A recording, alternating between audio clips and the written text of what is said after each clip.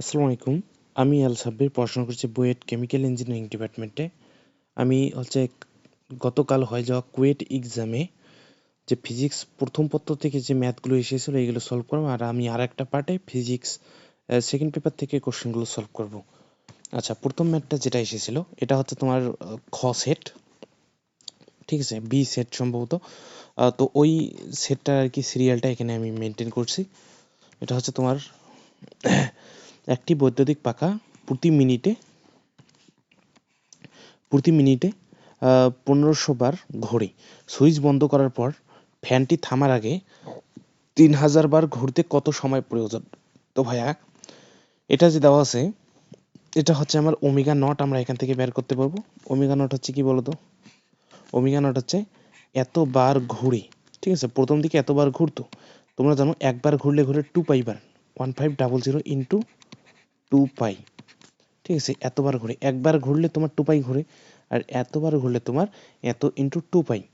আর নিচে আছে টি, প্রতি মিনিটে এটা ঘটে, তাহলে 1 মিনিট হচ্ছে তোমার 60 সেকেন্ড। এটা হচ্ছে এত radian per second, omega not. এখন দেখো ফ্যানটি থামার আগে এতবার ঘুরতে কত সময় প্রয়োজন, আমাদের জানতে হচ্ছে টি। আর যেহেতু বলছে থেমে যাবে, তার মানে ধরবো আমরা ওমেগা হচ্ছে তোমার 0 রেডিয়ান পার সেকেন্ড। থিটা কত বলতো? এতবার ঘুরে থেমে যাবে, তাহলে একবার ঘুরলে তো 2 পাই, তাহলে 3000 বার ঘুরলে কত হবে? 3000 ইন্টু 2 পাই, এত রেডিয়ান। এখন আমাদের জানতে হয়েছে টি ইকুয়াল হোয়াট। তো তোমরা এই সূত্রটা আশা করি জেনেছো। এটা হচ্ছে তোমার এস ইকুয়াল কি জানো? U plus V by 2 into T. এটা সে আমরা এসএসসি থেকে পড়ে আসি। সেমলি কৌণিক গতির বেলায় হবে এস এর জায়গায় থিটা, ইউ এর জায়গায় ওমেগা নট, আর এখানে হচ্ছে ওমেগা বাই 2 ইন্টু টি। তো এখান থেকে ভাইয়া টিটা দেখো তো কত আসে? টি আসে তোমার 2 theta by omega, 2 theta by omega plus omega naught, ঠিক আছে। তাহলে 2 ইন্টু থিটার ভ্যালু আমরা জানি 3 দিয়ে 1 2 3 2 পাই। নিচে এখানে হচ্ছে ওমেগা হচ্ছে তোমার 0, আর ওমেগা নট হচ্ছে 1500 ইন্টু 2 পাই, নিচে হচ্ছে 60, ঠিক আছে, এত সেকেন্ড। তো এটা যদি আমরা ক্যালকুলেট করি তাহলে 240 সেকেন্ড চলে আসবে, ঠিক আছে, 240 সেকেন্ড চলে আসবে।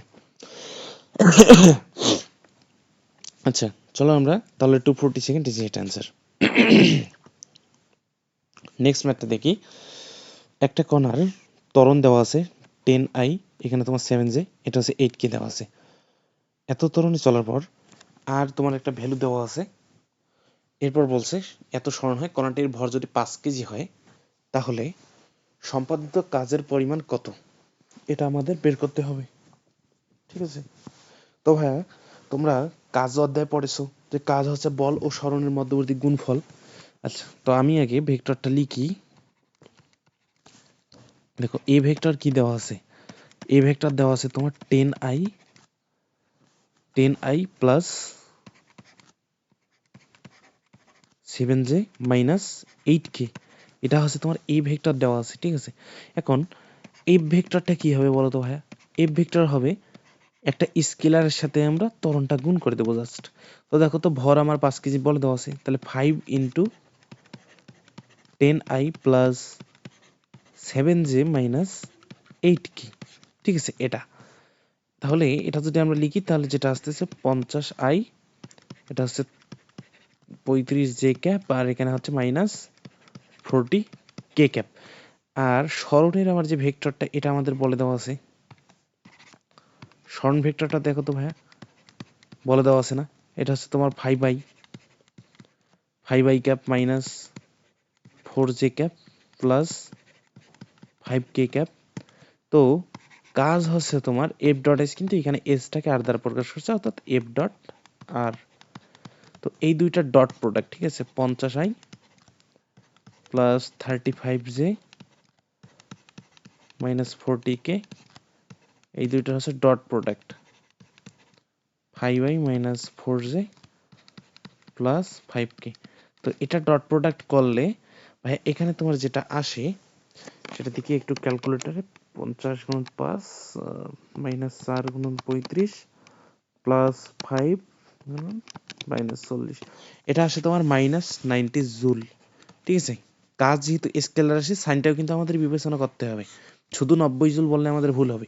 তাহলে দেখো এখানে তোমার অ্যান্সারটা দেওয়া নাই অপশনে। ঠিক আছে, এটা হচ্ছে হয়তো টাইপিং মিস্টেক হয়েছে। ঠিক আছে, টাইপিং মিস্টেক যদি হয় তাহলে এটা সম্ভবত -90 জুল দেওয়া ছিল, তাহলে এটা হবে। আর যদি টাইপিং মিস্টেক না থাকে তাহলে এখানে তোমরা দাগানো যাবে না। ঠিক আছে, মানে তোমরা অনেকে 90 জুল দাগায় আসবে, এটা কিন্তু করা যাবে না, কারণ কাজ হচ্ছে স্কেলার রাশি। এটার জাস্ট ভ্যালুটা নিলে হবে না, এটার সাইন সহ তোমাদের দিতে হবে। আচ্ছা, নেক্সট ম্যাথটা দেখি। দেখো নেক্সট ম্যাথটা কি বলছে। 10 মিটার দীর্ঘ ও 2 মিলিমিটার ব্যাসের একটা তারের এক প্রান্তে 100 কেজি ভর চাপানো হলে তা 0.5 মিলিমিটার প্রসারিত হয়। তারের মধ্যে সঞ্চিত বিভব শক্তি কত? আচ্ছা, যদি তোমাদের একটু ভিজুয়ালাইজ করাই, ধরো এইটা হচ্ছে আমার তার। ঠিক আছে, এই তারটার দৈর্ঘ্য, মানে এই অবস্থায় দৈর্ঘ্য হচ্ছে তোমার 10 মিটার দৈর্ঘ্য, আর 2 মিলিমিটার ব্যাস। ঠিক আছে, এর ব্যাস হচ্ছে তোমার 2 মিলিমিটার, 2 মিলিমিটার ব্যাস।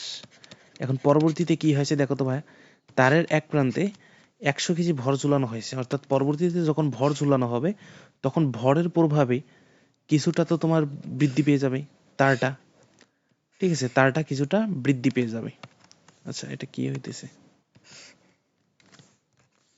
দেখো, মানে এই ভর আমি যখন ঝুলাবো তখন তারটা ধরলাম আমরা এই অবস্থায় চলে এসেছে।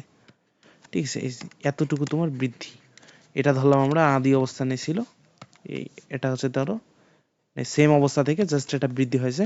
এই বৃদ্ধিটা আমাদের বলে দেওয়া আছে 0.5 মিলিমিটার, বৃদ্ধিটা বলে দেওয়া আছে। ঠিক আছে, আর আমরা ভর এখানে কত ভর ঝুলিয়েছি ভাই বলো তো?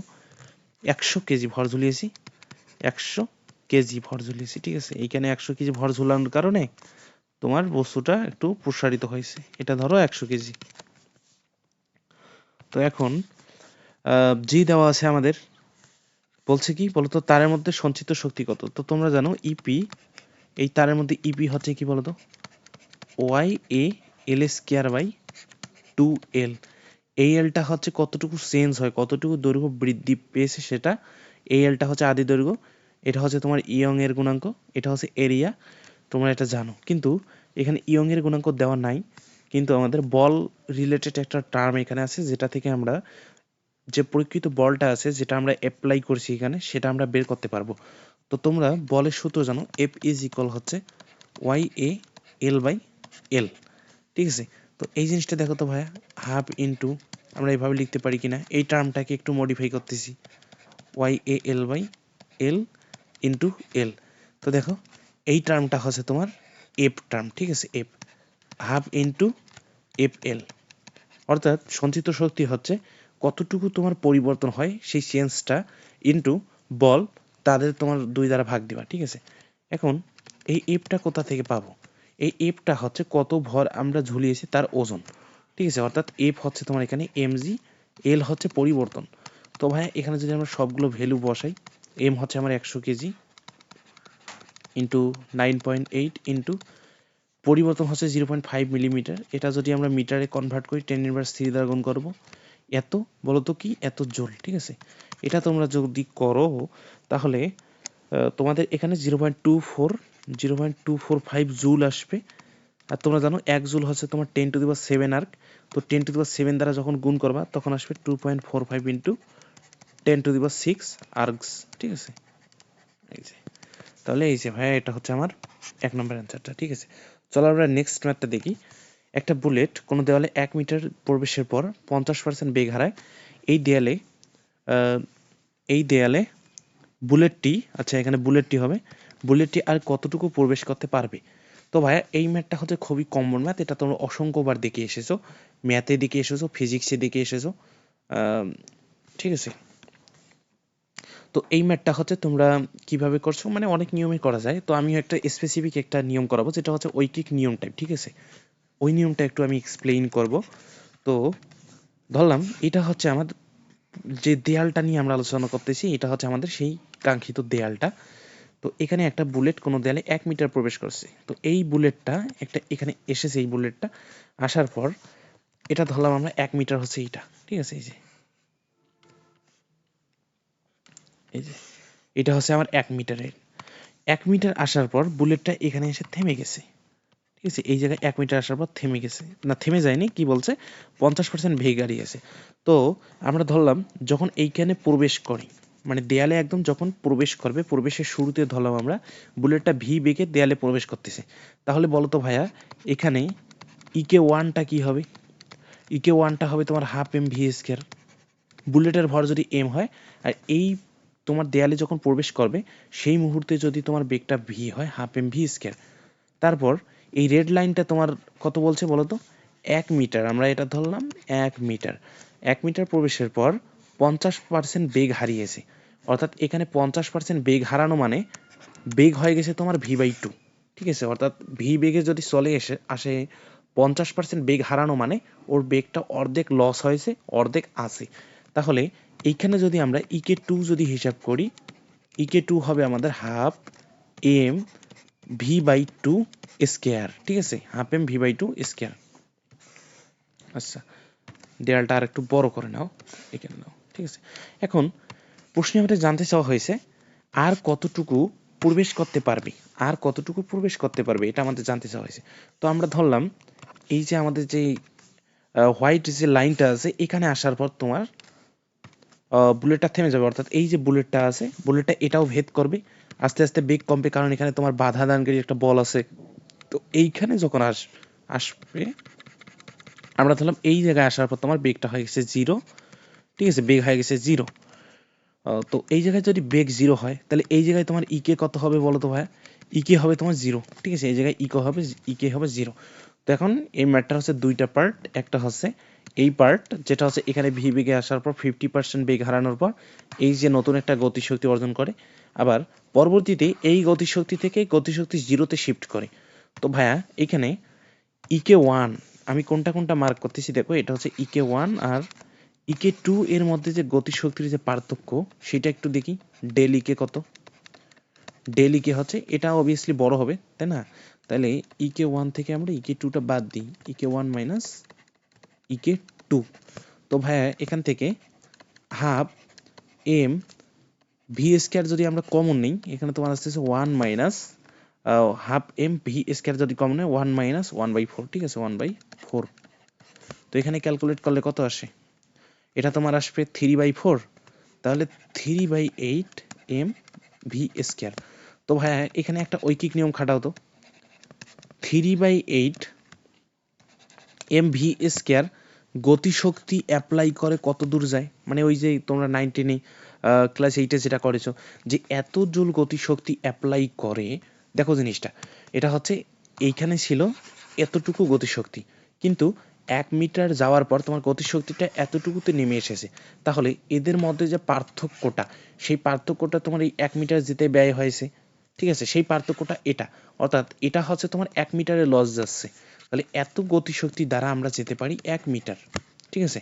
এরপর এক গতিশক্তি দ্বারা কত, এত জুল, ঠিক আছে, 1 জুল গতিশক্তি দ্বারা কত যেতে পারবো বলতো? এটা হচ্ছে 8/3, আচ্ছা 8/3 এম ভি স্কোয়ার। এটা হচ্ছে 1 জুল গতিশক্তি দ্বারা আমরা এত মিটার যেতে পারবো। এরপর এখন দেখো কত জুল আমাদের লাগতেছে, এই যে এই টার্মটা এতটুকু আছে, এটা হচ্ছে জিরোতে শিফট করবে। তাহলে এই যে পরবর্তীতে মানে এই দূরত্বটা আমাদের বের করা লাগবে, তাই না? আমাদের বের করা লাগবে, কিন্তু এই দূরত্ব যে আর কত দূর যে অফ হয়ে যাবে। তো আমরা ধরলাম এটা এক্স, তো এক্স যাওয়াতে তোমার গতিশক্তির পরিবর্তন কত? শুরুতে ছিল এত জুল, পরবর্তীতে হয়ে গেছে 0 জুল। তাহলে এদের পরিবর্তন হচ্ছে এটাই, ওই ইকে টুটাই হচ্ছে এদের পরিবর্তন। অর্থাৎ ইকে টু গতিশক্তি সম্পূর্ণরূপে লস যেতে কত দ্রুত আমার অতিক্রম করা লাগবে সেটা আমরা বের করব। তাহলে দেখো, তাহলে আমরা বলতে পারি এই যে এটা লিখবো, ঠিক আছে, ইকে টু হচ্ছে তোমার কত হয় বলতো? এটা তোমার আসবে 4, এটা হচ্ছে 1/8, তাহলে 1/8 এম ভি স্কোয়ার জুল শক্তি দ্বারা কতটুকু যেতে পারবো সেটা আমরা ক্যালকুলেট করলে কিন্তু হয়ে যাচ্ছে এম ভি স্কোয়ার, আর এখানে তোমার আসতেছে 1/8 এম ভি স্কোয়ার। দেখো তো এম ভি স্কোয়ার আমরা ক্যান্সেল করে দিলাম, 8 ক্যান্সেল, তো আলটিমেটলি আমরা পাবো 1/3 মিটার, ঠিক আছে, 1/3 মিটার। আর এই 1/3 কে আমরা কি লিখতে পারি বলো তো ভাই? আচ্ছা 1/3 অপশনে আছে, ঠিক আছে, 1/3 অপশনে আছে, এই যে এটা। তো এই হচ্ছে, এটা হচ্ছে তোমরা কাজ শক্তি উপপাদ্য অ্যাপ্লাই করে করতে পারবা। আবার তোমরা যদি কেউ চাও যে ত্বরণ আমি বের করব, গতি মানে তোমার ওই যে গতিবিদ্যা টার্মটা আনবো এখানে, তাহলেই কিন্তু হবে। কিন্তু এভাবে কিন্তু চিন্তা করলে আরো সোজা, ঠিক আছে? এটা আমি ডিটেলসে করালাম, কিন্তু তোমরা দেখো ঐকিক নিয়মটা তোমাদের মাথায় সেট থাকলে তোমরা দুমদাম কিন্তু করতে পারবা ম্যাথটা। আচ্ছা, আমরা নেক্সট ম্যাথ দেখি। দেখো কি বলছে, সরল দোল গতিতে চলমান একটা বস্তু সর্বোচ্চ ত্বরণ দেওয়া আছে, আর সর্বোচ্চ গতি অর্থাৎ সর্বোচ্চ বেগ যেটা সেটা দেওয়া আছে। সরল দোল গতির সময়কাল আমাদের সরল দোল গতির সময়কাল বলতে আমাদের পর্যায়কালটা জানতে চাওয়া হয়েছে। আচ্ছা, আর একটা কথা বলে রেখি ভাই, এটা হচ্ছে তোমরা জানো এ ম্যাক্স যদি তোমরা হচ্ছে যদি তোমরা ভেক্টর সহ লেখো তাহলে হচ্ছে তোমার মাইনাস ওমেগা স্কয়ার এক্স, ঠিক আছে? এক্স ভেক্টর, অর্থাৎ এই ম্যাক্সটার ম্যাক্সিমাম যে ইয়াটা আছে সেটা হচ্ছে সরণ ভেক্টরের বিপরীতে ক্রিয়া করতেছে, এটা বোঝানোর জন্য আমরা মাইনাস নিই। কিন্তু যখন আমরা জাস্ট ভ্যালু কল্পনা করব তখন কিন্তু, আচ্ছা এটা সরি, এটা হচ্ছে এম এক্স, তো এ হবে, ঠিক আছে? অর্থাৎ বিস্তারের বিপরীতে জিনিসটা। আচ্ছা, এই ম্যাক্সটা তাহলে কত হবে বলো তো? এই ম্যাক্স হচ্ছে জাস্ট ভ্যালুটা হবে, মানে আমি জাস্ট ভ্যালুটা নিলাম। আর প্রশ্নে কিন্তু তোমার জাস্ট ভ্যালুটা কিন্তু বলে দেওয়া আছে, এটা কিন্তু তোমার ওই সাইন সহ ভেক্টর রিলেটেড টার্মটা কিন্তু এখানে দেওয়া নাই। তারপর এটা দেখো তো ভি ম্যাক্স না, ভি ম্যাক্স, আচ্ছা এটার মান কত দেওয়া আছে? এটার মান দেওয়া আছে 15 পাই, 15 পাই। এটা হচ্ছে তোমার ইউনিট হচ্ছে মিটার পার সেকেন্ড স্কয়ার, 15 পাই মিটার পার সেকেন্ড স্কয়ার। তারপর ভি ম্যাক্স হচ্ছে তোমরা জানো কি ওমেগা এ, ওমেগা এটা কত দেওয়া আছে দেখো তো ভাই, 10 metre per second, 10 metre per second. এখন আমাদের বের করতে হবে টি। তাহলে দেখো তো ভাই আমরা এটা ভাগ করে দেই, এটা ক্যান্সেল, এই ওমেগা একটা ওমেগা ক্যান্সেল, তাহলে ওমেগা ইকুয়াল আমরা কত পাই? 10 দ্বারা এটাকে ভাগ দিলে তোমার আসছে 1.5 পাই, এটা কি বলতো, এস ইনভার্স, ঠিক আছে? এখন ওমেগা থেকে কি জানো, ওমেগা হচ্ছে তোমার 2 পাই/টি ইকুয়াল হচ্ছে তোমার বলতো এটা কি 3/2 পাই, ঠিক আছে? আচ্ছা, ইউনিটটা আমরা শেষে জাস্ট টি এর ইউনিটটা সেকেন্ড বের করলেই হয়ে যাচ্ছে। এখানে পাই ক্যান্সেল করে দিই, তাহলে বলো তো ভাই টি কত আসে? টি আসে তোমার 4/3, ঠিক আছে? টি হচ্ছে 4/3, যেটা আমরা যদি ক্যালকুলেট করি তাহলে আমাদের আসবে 1.33 সেকেন্ড, 1.33 সেকেন্ড, ঠিক আছে? 1.33 সেকেন্ড, এই যে এটা। আচ্ছা, খুব ইজি ম্যাথ কিন্তু। আচ্ছা, নেক্সট ম্যাথটা দেখো, পাহাড়ের উপর থেকে একটা বস্তুকে ফেলে দেওয়া হলো, ভূমি থেকে 500 মিটার উচ্চতায়, বস্তুটির গতিশক্তি তার স্থির শক্তির 50 গুণ, পাহাড়ের উচ্চতা নির্ণয় করো। এই ম্যাথ কিন্তু তোমরা এসএসসি থেকে করে এসেছো, ঠিক আছে? এটা কিন্তু ওই এসএসসির কনসেপ্টটা দিয়ে। তো ধরলাম আমাদের কাঙ্ক্ষিত যে পাহাড়টা আছে সেটা হচ্ছে এই যে, এটা হচ্ছে আমাদের কাঙ্ক্ষিত পাহাড়। আমি করব কি, এই পাহাড়ের উপর থেকে একটা বস্তু ফেলে দিব। এখানে হচ্ছে আমার বস্তু এম ভরের বস্তু আছে, অভিকর্ষ ত্বরণ হচ্ছে আমার জি, এম ভরের বস্তুটা ফেলে দিব। তো পাহাড়ের উচ্চতা আমার দেওয়া নাই, ওইটা বের করতে হবে, তাই না? তো আমরা ধরলাম পাহাড়ের উচ্চতা হচ্ছে আমার এইচ। কি বলছে দেখো তো, ফেলে দেওয়া হলো ভূমি থেকে 500 মিটার উচ্চতা, আমরা ধরলাম 500 হচ্ছে আমার এইটা, এটা হচ্ছে আমার 500 মিটার। ভূমি থেকে 500 মিটার উচ্চতায় এই যে পয়েন্টটা আছে, এই পয়েন্টে গতিশক্তি হবে স্থিতিশক্তির 50 গুণ, অর্থাৎ 50 গুণ নিপি, ঠিক আছে? 50 গুণ নিপি। পাহাড়ের উচ্চতা আমাদের নির্ণয় করতে হবে।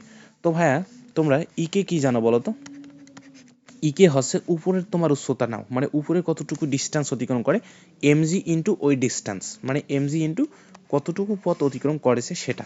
তাহলে আমরা লিখি এমজি ইন্টু, আমরা পাহাড়ের উচ্চতা ধরছি H minus 500 MG, H equal হচ্ছে 50 ইন্টু ইপি হচ্ছে এমজি ইন্টু ভূমি থেকে কত উচ্চতায় আছে, অর্থাৎ 500, ঠিক আছে? তো এখান থেকে যদি তোমরা এইচটা ক্যালকুলেট করো, এমজি তো ক্যান্সেল হয়ে যাবে, এখান থেকে এইচ ক্যালকুলেট করলে তোমার আসবে 255.000 মিটার, ঠিক আছে? এটা সম্ভবত অপশনে হয়তো একটা জিরো মিস গেছে, আর অথবা এটা হচ্ছে তোমাদের অ্যান্সার দেওয়া নাই, মানে তোমরা এটা স্কিপ করবা। স্কিপ বলতে এখানে সঠিক অ্যান্সারটা দেওয়া নাই, ঠিক আছে? এটা দেখো 00, এখানে 0, হয়তো মানে এটা হচ্ছে আমি খুব ঝাপসা একটা কোশ্চেন থেকে এটা টাইপ করেছি, তো হয়তো আমার দেখতে ভুল হতে পারে। যদি তোমার এখানে 00 থাকতো তাহলে এটা অ্যান্সার হইতো, আর যদি তোমার এখানে এরকমই থাকে তাহলে তোমরা এটা স্কিপ করার মতো ম্যাথ আর কি, ঠিক আছে? মানে অত সঠিক অ্যান্সারটা এখানে নাই। আচ্ছা দেখো 40 নাম্বার ম্যাথটা আমাদের দেখো কি বলছে। আচ্ছা, একটি বল F equal 3x square plus 4x plus 5 এর মাধ্যমে একটা কোণা এক্স অক্ষ, ঠিক আছে, এটা হচ্ছে এক্স অক্ষ বরাবর স্থির অবস্থা থেকে 8 মিটার পর্যন্ত সরে যায়। আচ্ছা, ধরলাম এক্স অক্ষ হচ্ছে আমার এটা।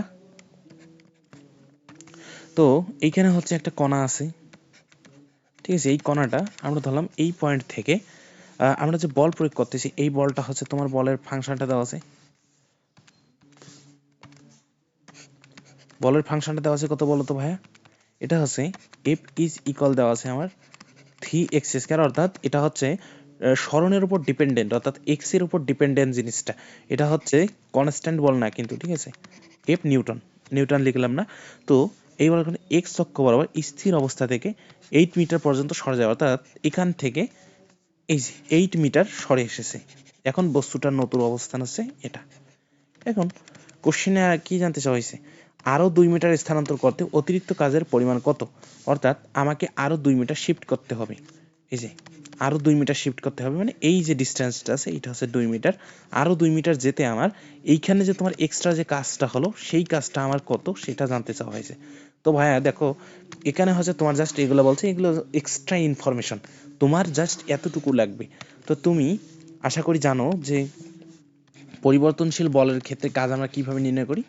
এক্স ইনিশিয়াল, এক্স ফাইনাল, এখানে হচ্ছে তোমার এফ, সেটা হচ্ছে যদি এক্স এর ফাংশন হয় তো এক্স এর ফাংশন ইনটু এক্স এর সাপেক্ষে ইন্টিগ্রেট করবো, ঠিক আছে। তো দেখো এক্স ইনিশিয়াল কত, আমার এইখান থেকে এখানে এসেছে, এখানের হিসাব বাদ। তো দেখো এই পয়েন্টটা আমার হচ্ছে 8, আর এই পয়েন্টটা হচ্ছে আমার দেখো 8 প্লাস 2, এই পয়েন্টটা হচ্ছে আমার 10। তাহলে মূলত কণাটা হচ্ছে তোমার 8 থেকে 10-এ গেছে, ঠিক আছে। তাহলে আমি লোয়ার লিমিট দেবো 8, আপার লিমিট দেবো 10, আর এখানে এপেক্স আমি লিখবো 3x square plus 4x, 3x square plus 4x plus 5 into dx, ঠিক আছে। তো এইটা যদি তোমরা ক্যালকুলেট করো তাহলে তোমাদের কত আসবে জানো, 570 জুল আসবে। এটা আসবে, ইন্টিগ্রেট ক্যালকুলেটরে বসাই দিলে এটা চলে আসবে, এই যে ই নাম্বার অ্যান্সার। আচ্ছা, নেক্সট ম্যাথ আমরা দেখি।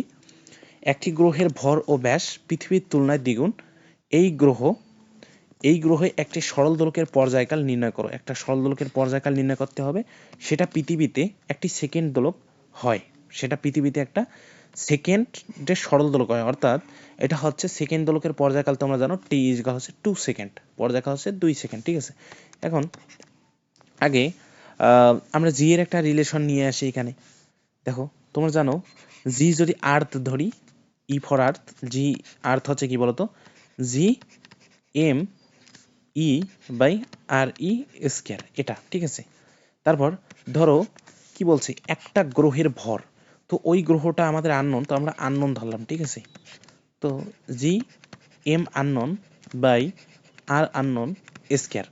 তো এখন একটা কাজ করবো, সেটা হচ্ছে জি আর্থ বাই জি আননোন করে ফেলবো, ঠিক আছে। জি আর্থ বাই জি আননোন করলে দেখো তো জি জি ক্যান্সেল হয়ে যাবে, উপরে তোমার জি, তাহলে এরকম থাকবে জিনিসটা। আলটিমেটলি আমরা পাবো M E by M unknown into এখানে আর আননোন উপরে যাবে আর নিচে হচ্ছে আর আর্থ, তারপর স্কয়ার আসবে। তো এখানে কি বলছে, ওই গ্রহের ভর এবং ব্যাস পৃথিবীর তুলনায় দ্বিগুণ। আচ্ছা দেখো, ব্যাস দ্বিগুণ মানে ব্যাসার্ধও কিন্তু দ্বিগুণ, ঠিক আছে।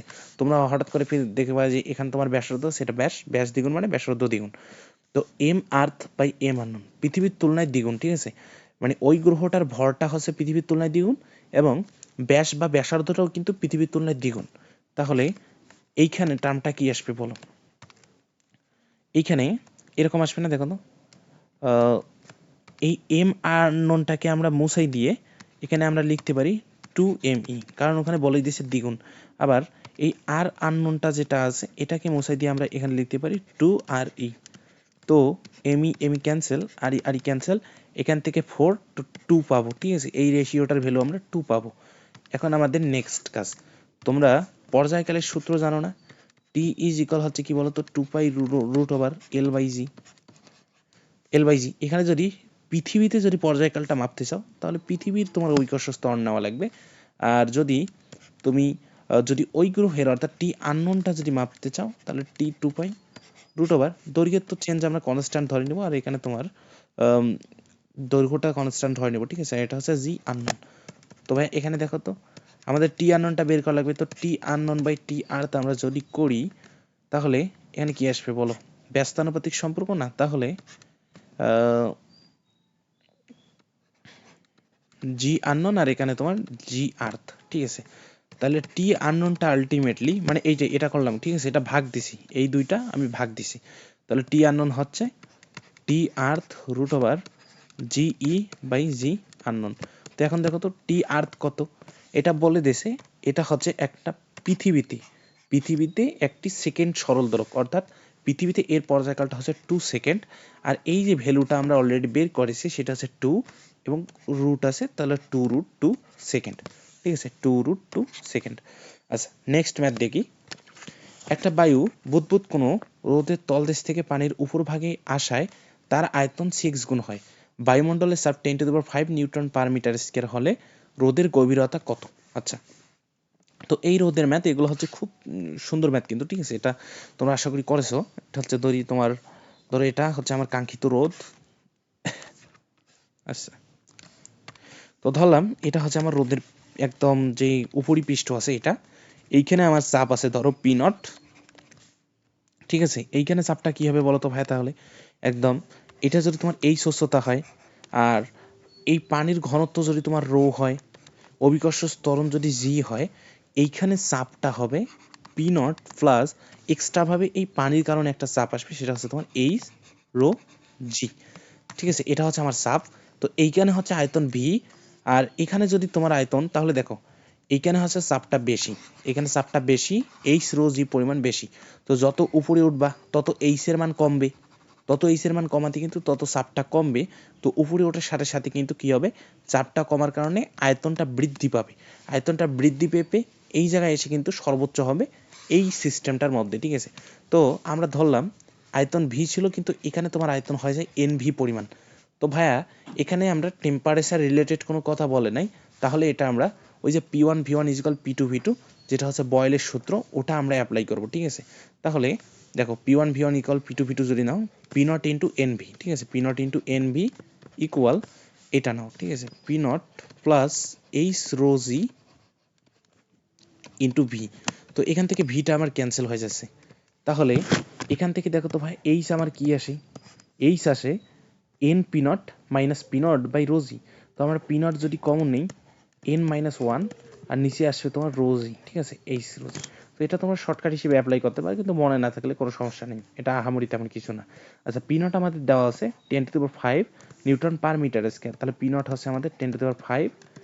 এন কত হচ্ছে বলো তো, 6 গুণ হয়, তাহলে এম আমরা লিখবো 6-1 বাই রো হচ্ছে তোমার পানির ঘনত্ব 10⁵, আর জি হচ্ছে তোমার 9.8। তো এইটা হচ্ছে মিটারে আসবে। তো আলটিমেটলি তোমরা যেটা পাবা 51.02 মিটার আসবে, ঠিক আছে, ক্যালকুলেট করলে 51.02 এই এটা। আচ্ছা নেক্সট ম্যাট আমরা দেখি কি বলছে। একটা স্যাটেলাইট বৃত্তাকার পথে 120 মিনিটে পৃথিবীকে প্রদক্ষিণ করে। একটা স্যাটেলাইট 120 মিনিটে পৃথিবীকে প্রদক্ষিণ করে। পৃথিবীকে এত কিলোমিটার ব্যাসার্ধের গোলক বিবেচনা করলে পৃথিবীর উপরে উপগ্রহটির উচ্চতা নির্ণয় করো। আচ্ছা এই ম্যাথটা একটু ভালো করে বুঝবে, এটা একটু কনসেপচুয়াল। আর এটার হচ্ছে দেখি, দেখো তো আমরা ধরলাম এখানে এটা হচ্ছে আমার পৃথিবী, ঠিক আছে, দেখো এটা হচ্ছে আমার পৃথিবী। আচ্ছা, তো এখানে আর একটা কাহিনী আছে, সেটা হচ্ছে কি হচ্ছে তোমার ঘুরতেছে, গোলক ঘুরবে, ঠিক আছে, সরি এখানে হচ্ছে তোমার স্যাটেলাইট ঘুরবে। আচ্ছা দেখো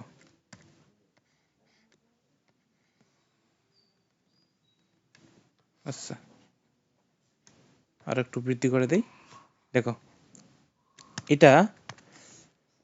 এইটা হচ্ছে আমার পৃথিবী, ঠিক আছে, বোঝা যাচ্ছে না, এটা হচ্ছে আমার পৃথিবীর কেন্দ্র। তো আমাকে বলে দেওয়া হয়েছে পৃথিবীর ব্যাসার্ধ কত ধরতে বলছে, দেখো তো 6,377 কিলোমিটার ধরতে বলেছে, ঠিক আছে, 6,377 কিলোমিটার ধরতে বলেছে।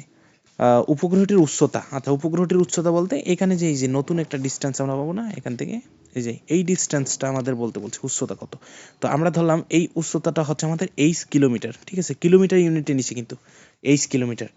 এখন আমরা কি এই স্যাটেলাইটটার ওমেগা বের করতে পারবো না? দেখো তো ওমেগার জন্য পর্যাপ্ত ডাটা দেওয়া আছে। 120 মিনিটে পৃথিবীকে প্রদক্ষিণ করে, অর্থাৎ পৃথিবীকে একবার প্রদক্ষিণ করা মানে 2 পাই রেডিয়ান ঘোরা, 2 পাই রেডিয়ান ঘোরা। তো আমরা এখান থেকে ওমেগাটা বের করে নিই। ওমেগা হচ্ছে তোমার 2 পাই বাই 120 মিনিটে একবার ঘুরতেছে, তাহলে 120 মিনিট ইন্টু 60 সেকেন্ড, ঠিক আছে? এত রেডিয়ান পার সেকেন্ড, আমি যদি ইউনিটটা লিখি রেডিয়ান পার সেকেন্ড, এটা ঠিক আছে। এরপর তোমরা এখান থেকে ভি ক্যালকুলেট করতে পারবা কিনা? আচ্ছা, আর ভি ইজ ইকুয়াল কত? তাহলে ওমেগা ইন্টু আর, ঠিক আছে। আবার ওমেগা, এই আরটা আসলে কি জানো? আরটা হচ্ছে তোমার আর প্লাস এইচ, আর প্লাস এইচ, অর্থাৎ সবসময় আমরা এই আরটা কোথা থেকে নিই? কেন্দ্র থেকে একদম লাস্ট পর্যন্ত যে দূরত্ব, এতটুকু হচ্ছে আমার আর, মানে এই পৃথিবীর ব্যাসার্ধটুকু আর প্লাস যত উচ্চতায় আছে। তো এটা ইকুয়াল কি লেখা যায়? একটা স্যাটেলাইটের তোমরা জানো কিভাবে জানো? এটা হচ্ছে তোমার এই ক্ষেত্রে G M one M two এইভাবে আসে না, G M into M by R square is equal হচ্ছে কেন্দ্রমুখী বলের যোগান দেয় M V square by R, M V square by R, এখান থেকে এম এম ক্যান্সেল আর একটা আর ক্যান্সেল, তো এখান থেকে তোমরা পাবো ভি ইজ ইকুয়াল হচ্ছে root over G M by R, ঠিক আছে। তাহলে এই বেগটাই হচ্ছে মূলত root over G M by R. এই আরটা আবার কি বলতো? এই আরটা আবার তোমার আর প্লাস এইচ, ঠিক আছে। এটা কিন্তু যে আরটা নিবা, এই আরটা হচ্ছে কেন্দ্র থেকে ডিস্টেন্সটা নেওয়া লাগবে। তো এখন দেখো এই বিষয়টা, এইখানে আমার কিন্তু জি এর ভ্যালু দেওয়া ছিল প্রশ্নে, তাহলে পৃথিবীর ভর তো আমার দেওয়া নাই, তাহলে আমি এই জি এম এর ভ্যালুটা কিভাবে বের করব? দেখো তোমরা পৃথিবীর পৃষ্ঠে অভিকর্ষ ত্বরণ জি ইকুয়াল কি জানো? জি ইকুয়াল জানো না? জি এম বাই পৃষ্ঠের মানে কেন্দ্র থেকে তোমার যে পৃথিবীর ব্যাসার্ধ আছে সেই ব্যাসার্ধের উপর স্কয়ার। তাহলে এখান থেকে জি এম কে কি দ্বারা রিপ্লেস করা যায়? জি এম হচ্ছে তোমার জি আর স্কয়ার। তো এই জি আর স্কয়ারটা আমরা এখানে বসাবো, ঠিক আছে। তাহলে দেখো ওমেগার ভ্যালুটা আমরা এখানে বসাই 2 পাই বাই 120 মিনিট ইন্টু 60, এটা প্লাস আর হচ্ছে দেখো 6377 প্লাস এইচ, এটা হচ্ছে কিলোমিটারে ছিল, এটা আমরা কনভার্ট করব মিটারে, 10⁻³ ইকুয়াল রুট ওভার জিএম, জিএমকে আমরা লিখতেছি জি আর স্কয়ার অর্থাৎ 9.8 ইন্টু আর স্কয়ার কি বলতো? আর হচ্ছে 6377 কিলোমিটার ইন্টু 10⁻³ মিটার এর উপর স্কয়ার বাই নিচে হচ্ছে আর প্লাস এইচ অর্থাৎ 6377 প্লাস এইচ, এটা হচ্ছে টার্মটা কিলোমিটারে ইন্টু 10⁻³। তো এখান থেকে তুমি যদি ভাইয়া ক্যালকুলেটরে সরাসরি 1 সমীকরণ ইউজ করো, এইচ এখান থেকে তুমি পাবা কত জানো? 1682 কিলোমিটার পাবা, ঠিক আছে। তো এই ভ্যালুটা হচ্ছে তোমার এই উচ্চতা, কিন্তু এটা হচ্ছে তোমার অপশনে দেওয়া নাই, মানে এটা হচ্ছে স্কিপ কোশ্চেন, ঠিক আছে, স্কিপ কোশ্চেন এটা। আচ্ছা আমরা নেক্সট ম্যাথ দেখি। আর আরেকটা ম্যাথ আছে আমাদের, আর দুইটা ম্যাথ আছে, ঠিক আছে। এটা দেখো কি বলছে, 2 to 7 ডিগ্রি সেলসিয়াস তাপমাত্রায় 5 বায়ুমণ্ডলীয় চাপে 1 লিটার আদর্শ গ্যাসের মধ্যে অণুর সংখ্যা নির্ণয় করো। আমাদের এই যে এটা হচ্ছে নাম্বার অফ অ্যাভোগাড্রোটা আমাদের দেওয়া আছে 6.023 ইন্টু 10⁻23, আর এর ভ্যালু দেওয়া আছে, ঠিক আছে। এখন দেখো কি করা যায়। আচ্ছা এটা হচ্ছে, আচ্ছা আর এর ভ্যালু হচ্ছে 8.31 ইন্টু 10⁻7 আর্গে দেওয়া আছে।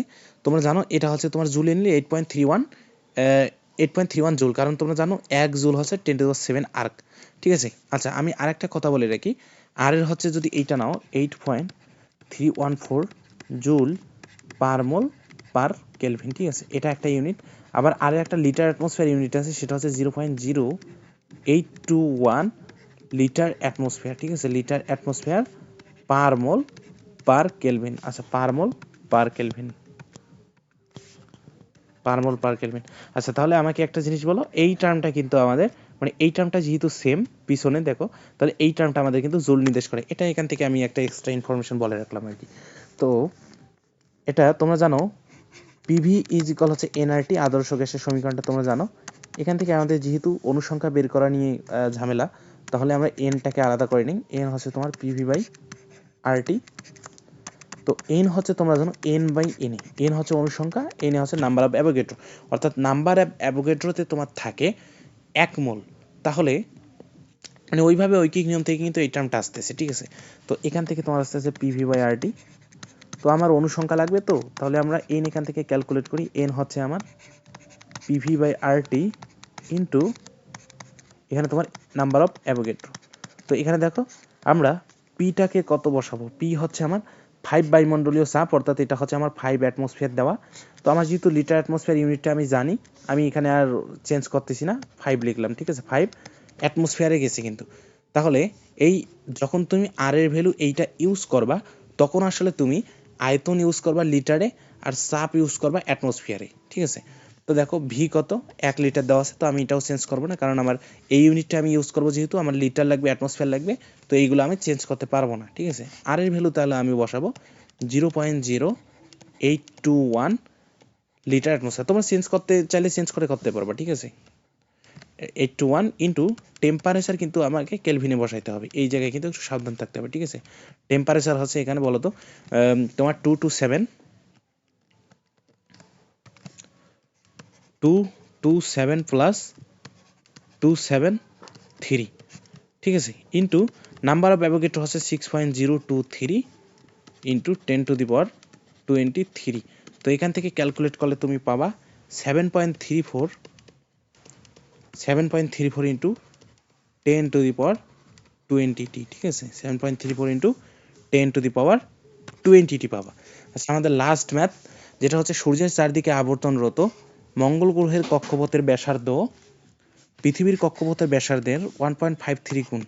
পৃথিবীতে 365 দিনে 1 বছর হলে মঙ্গল গ্রহে কত দিনে 1 বছর হবে? আচ্ছা, তো এটা হচ্ছে পর্যায়কালের সূত্রটা তোমরা জানো, টি ইজ ইকুয়াল হচ্ছে 2π√r³/gm, ঠিক আছে। এই এমটা হচ্ছে বলতো কি ভাই, এই এমটা হচ্ছে যে গ্রহ বা যে নক্ষত্রকে কেন্দ্র করে চারদিকে ঘুরতেছে, অর্থাৎ যার চারপাশে ঘুরবে এই এমটা কিন্তু সেটা। আর এই আরটা হচ্ছে ওই উপগ্রহ এবং যাকে কেন্দ্র করে ঘুরতেছে তাদের মধ্যবর্তী দূরত্ব, অর্থাৎ তাদের যে কেন্দ্র। ধরো এটা হচ্ছে আমার সূর্য, এখানে গ্রহটা ঘুরতেছে, এই সূর্যের কেন্দ্র থেকে এই যে দূরত্বটা, এই দূরত্বটা হচ্ছে কিন্তু আমার আর, ঠিক আছে। অর্থাৎ এক কথায় বলতে গেলে এটা হচ্ছে আমার কক্ষপথের ব্যাসার্ধ, ঠিক আছে। এখন এই জিনিসটা একটু দেখো, তাহলে এটা হচ্ছে টি এর সাথে আমার সম্পর্ক হচ্ছে √r⁴/2, ঠিক আছে।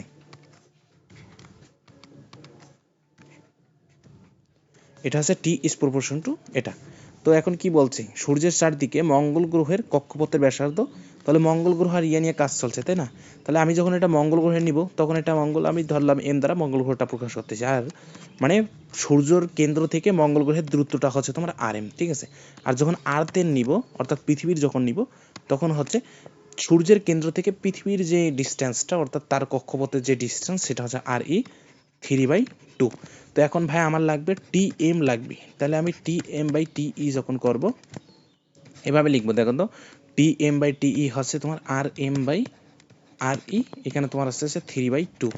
তাহলে মঙ্গল গ্রহে তোমার পর্যায়কালটা আসতেছে তোমার RM/R, এখানে তোমার 3/2, আর এইখানে তোমার কি আসবে বলো, টি আর্থ তোমার দেওয়া আছে 365 ডেজ। তোমরা অনেকেই কনফিউশন হয় যে এটা আমার সেকেন্ড মিনিটে কনভার্ট করা লাগবে কিনা, তো আগেই বলে রাখি এটা হচ্ছে এইটা তোমরা যে যে যে মিনিটে বসাবা বা সেকেন্ডে বসাবা, মানে এই টার্মটা, মানে এখানে কি ছিল, এখানে মূলত ছিল টিই, তাই না, এখানে ছিল টিই। তো এই টিটা যে হিসেবে বসাবা, যদি বছরে বসাও ডেসে বসাও, তাহলে এটাও কিন্তু ওইটার সাপেক্ষেই পাবা, ঠিক আছে, একই কিন্তু ইউনিটটা একই থাকবে। তো এখানে হচ্ছে আমার 365 ডেজ, তাহলে আমি আলটিমেটলি এটা কিন্তু ডেসে পাবো। আর এখানে দেখো কি বলছে, মঙ্গল গ্রহের কক্ষপথের ব্যাসার্ধ পৃথিবীর কক্ষপথের ব্যাসার্ধের 1.53 গুণ। তাহলে এই আর এমটা হচ্ছে আমার 1.53 ইন্টু আরই, 1.53 ইন্টু আরই। তো এই আরই আমি ক্যান্সেল করে দিব। এখান থেকে তো যদি তোমরা একটু ক্যালকুলেট করো, এটা তোমার আসবে 690.76 ডেজ। এটা অলমোস্ট তোমার কত, এইটার কাছাকাছি, ঠিক আছে।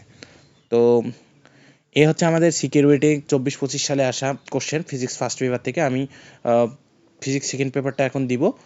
আর তোমাদের যদি আমার ক্লাসগুলো সত্যি ভালো লেগে থাকে তাহলে তোমরা আমার চ্যানেলটা সাবস্ক্রাইব করবা, ফ্রেন্ডে শেয়ার করবা। দেখা হচ্ছে নেক্সট ভিডিওতে। ধন্যবাদ।